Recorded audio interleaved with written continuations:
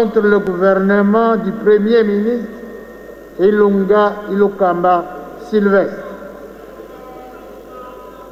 367 députés ont voté pour la motion.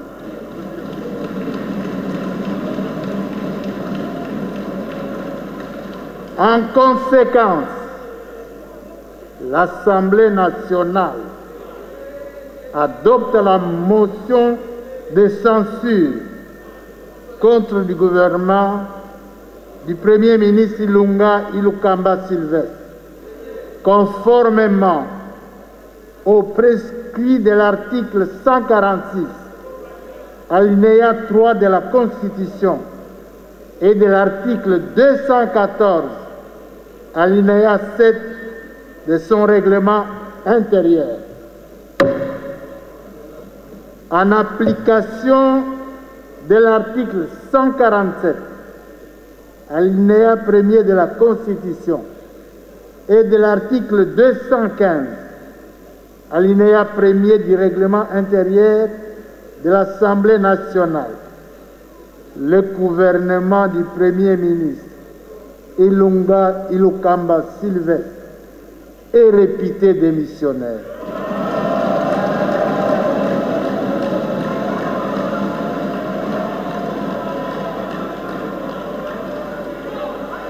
Le Premier ministre, s'il vous plaît, le Premier ministre est tenu de remettre la démission de son gouvernement au président de la République dans les 24 heures.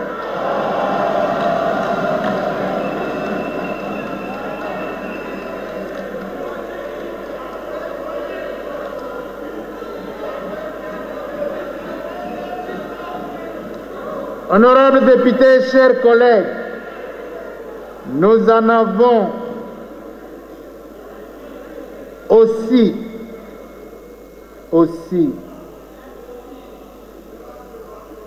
conformément à l'article 23, alinéa 2.22 du règlement intérieur de l'Assemblée nationale.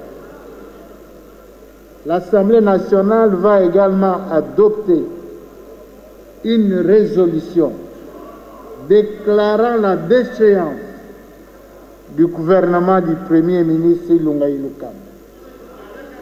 Celle-ci sera transmise au président de la République, à la Cour constitutionnelle et au gouvernement.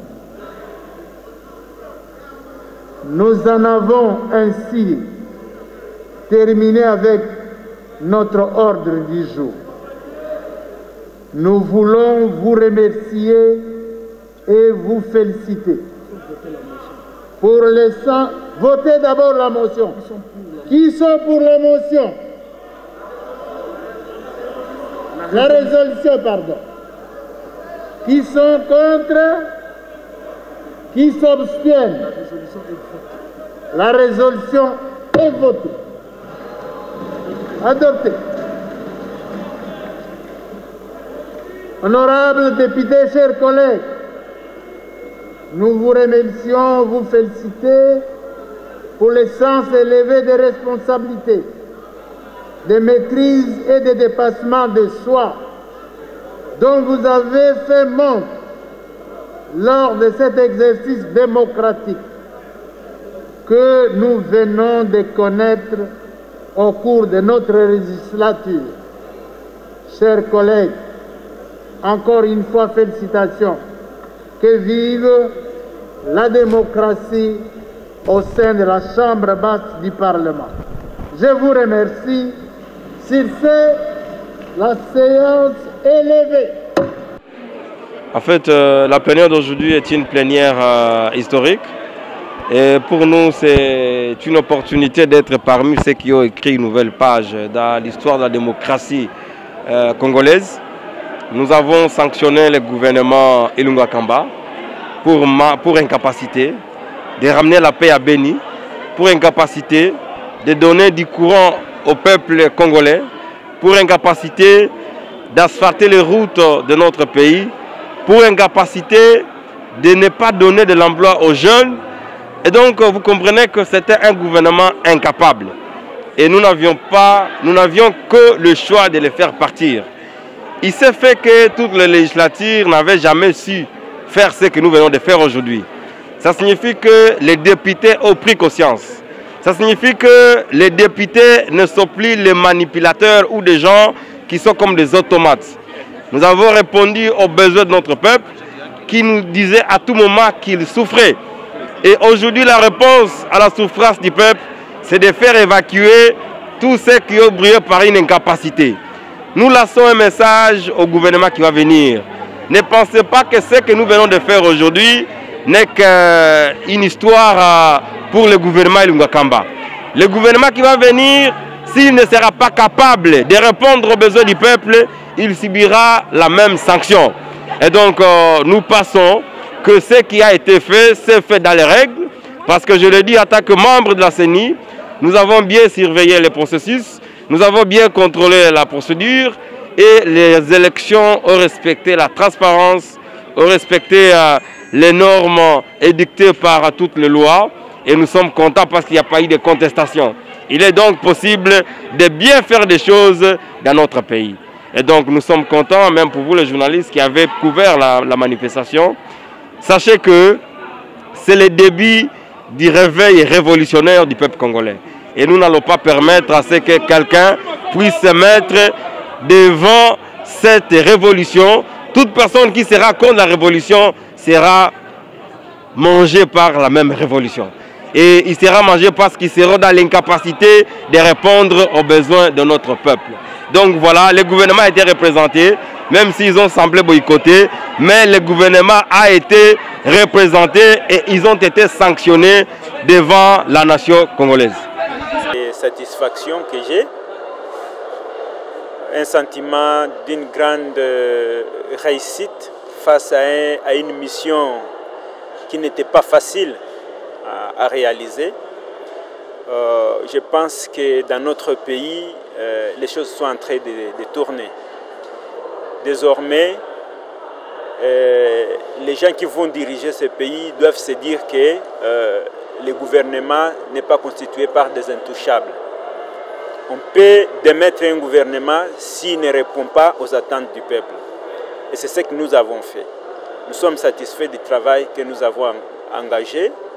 Et les résultats est à la hauteur. Je pense qu'ils font une lecture biaisée de l'arrêt de la Cour constitutionnelle.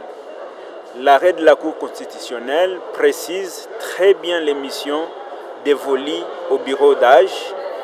Et à la fin, je les invite à lire à la fin de cet arrêt, ils disent que le bureau d'âge est habilité à s'occuper d'autres missions urgentes et nécessaires qui sont révolues au bureau de l'Assemblée nationale. Donc, le bureau d'âge a eu toute la compétence nécessaire et je pense que maintenant, c'est ce qui est important pour moi. Pour moi, c'est ce qui a été fait et a déjà été fait. Le plus grand reste à venir. Nous allons vers la mise en place d'un gouvernement d'union nationale. Et moi, en tant que député d'Ensemble pour la République, je réitère encore nos revendications. Puisque si nous allons vers la mise en place du gouvernement sans avoir quelles sont les ambitions que nous avons vis-à-vis de la population, alors nous risquons de tourner à rond.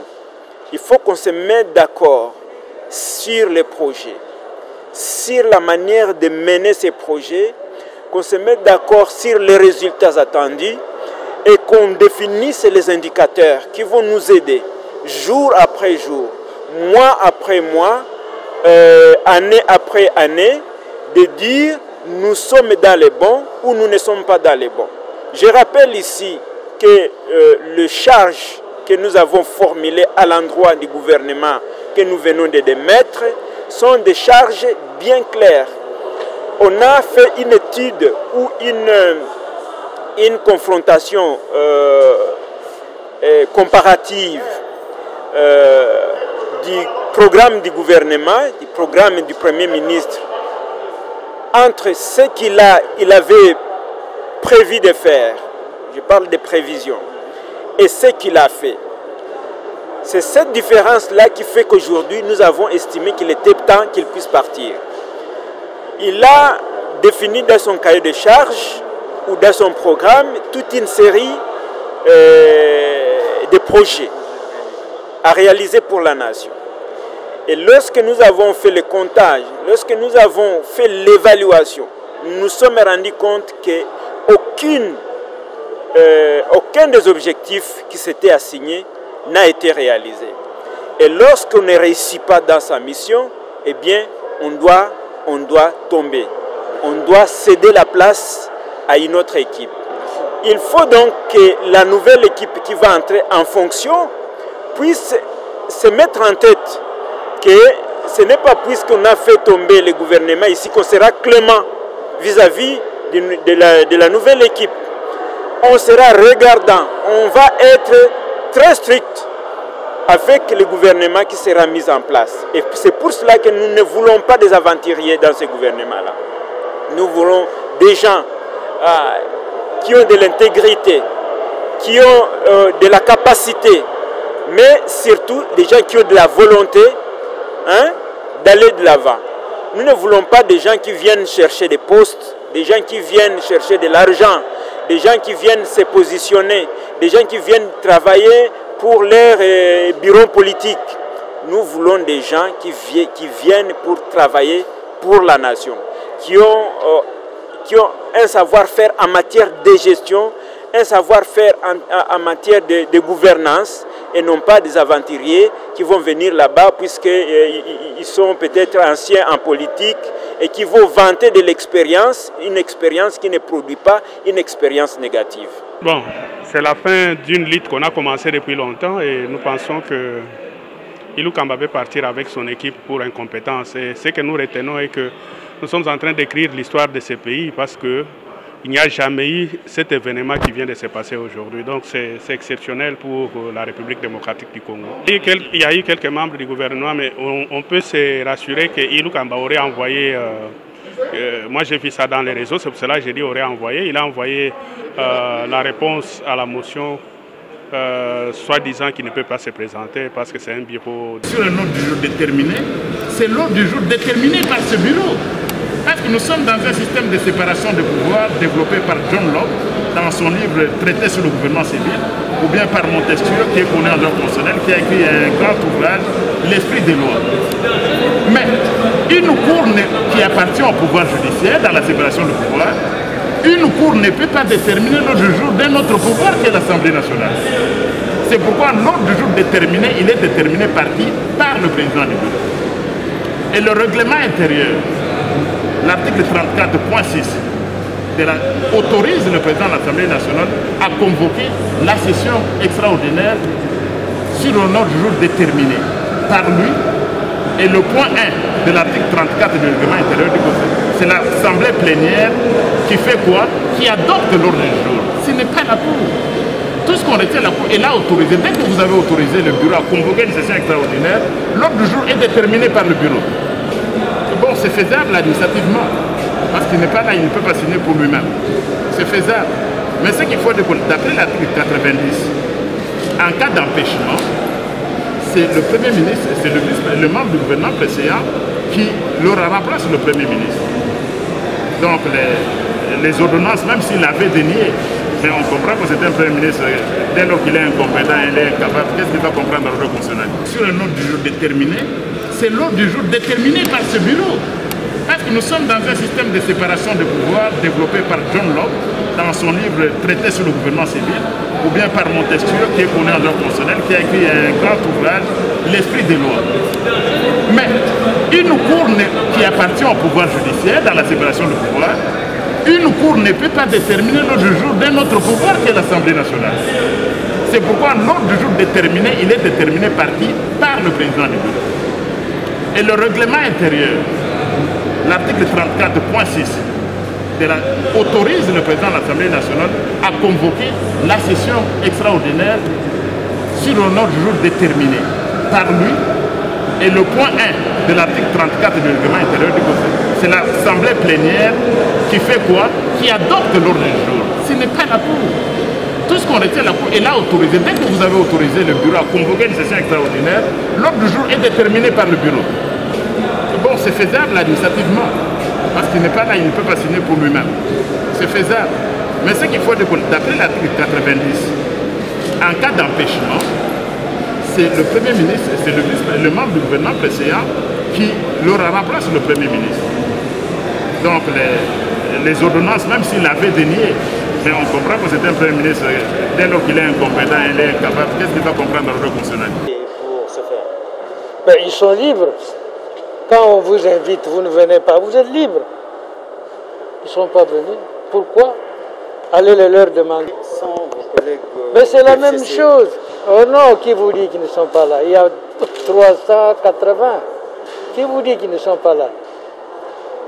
Ils sont là pour certains, d'autres ne sont pas là.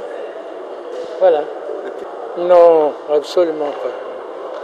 C'est l'Assemblée, c'est la plénière qui a la décision. Pas un bureau provisoire ou définitif, aucun bureau n'a la décision. C'est l'Assemblée qui a la décision. Constitutionnellement parlant, c'est l'Assemblée. Alors le reste, c'est de la chicane. Parce que le Premier ministre n'était pas au pays, à Kinshasa, je voulais dire, et que nous espérions qu'il allait venir se présenter devant l'Assemblée nationale aujourd'hui. Il s'est fait malheureusement que le Premier ministre a brillé par son absence et l'Assemblée plénière a décidé de passer au vote de cette motion qui a été lue et approuvée par l'Assemblée plénière.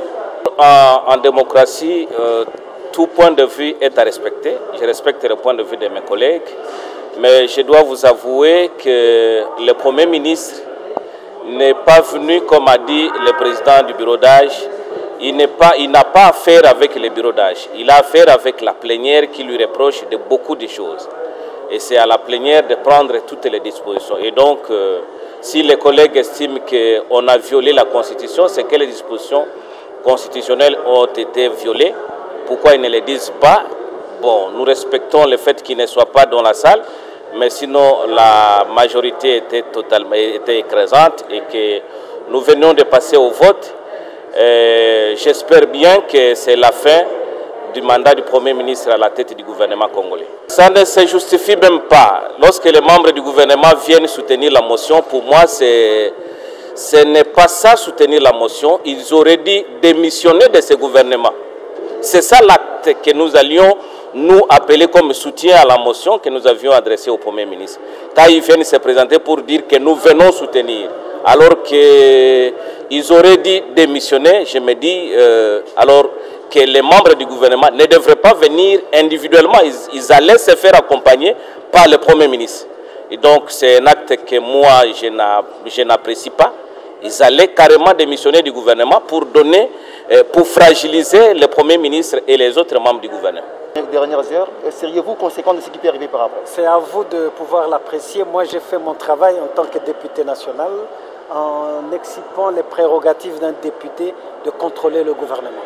Il est bien entendu qu'avec le devoir de redevabilité, le gouvernement, s'il n'est pas performant, par rapport au programme de son investiture parlementaire, madame. Donc, nous avons fait l'évaluation de l'action du gouvernement et vous-même, en tant que citoyenne de ce pays, vous devez également vous faire une opinion sur la gestion du pays. La coalition FCC Cash ne nous a distrait que dans des querelles byzantines pendant que la situation du pays, du Congolais et de la Congolaise ne faisait que se détériorer. À l'est de notre pays. Bien, les mécanismes prévus par la loi vont s'appliquer. Nous allons mettre en œuvre les mécanismes prévus par la loi. Du praxis des autorités morales. Mais nous, ici, nous sommes des républicains, des démocrates. Nous sommes venus répondre à l'instance qui nous avait installés. D'où nous avons tiré notre existence. C'est à l'Assemblée nationale. Et si l'Assemblée nationale constate que le gouvernement devra venir répondre à l'appel dont les députés ont formulé, en tant que ministre issu du gouvernement Ilunga Ilunkamba, je devais être là et je suis là. Et je suis très content de la résolution qui est prise de la déchéance du gouvernement Ilunga Ilunkamba et nous allons tous tirer les conséquences d'expédition des affaires courantes. La première réaction, c'est que c'est une première depuis que le Parlement existe. C'est une première de voir les députés faire partir un Premier ministre. Cette première est aussi une forme de prise de conscience. Nous avons réhabilité la fonction député national et nous pensons qu'avec ça, tous les premiers ministres qui viendront prendront en compte c'est quoi l'Assemblée nationale. Ben, écoutez, le vote est passé. Maintenant, c'est à lui de voir. Il a des instances qu'il peut aller saisir. Mais pour nous, ce débat-là de bureau d'âge, compétence ou pas, est dépassé. Maintenant, ce qu'on attend de lui, c'est qu'il aille déposer sa démission auprès du chef de l'État pour permettre à notre pays de... C'est la loi de la démocratie. C'est la loi de la démocratie. Nous devons suivre ce que le député vient de faire. C'est la loi de la démocratie. Nous avons un nouvel élan avec l'Union sacrée. Derrière la vision du président de la République, je crois que nous tous, nous supportons, nous appuyons cette vision-là et nous allons appuyer les changements que le chef de l'État incarne.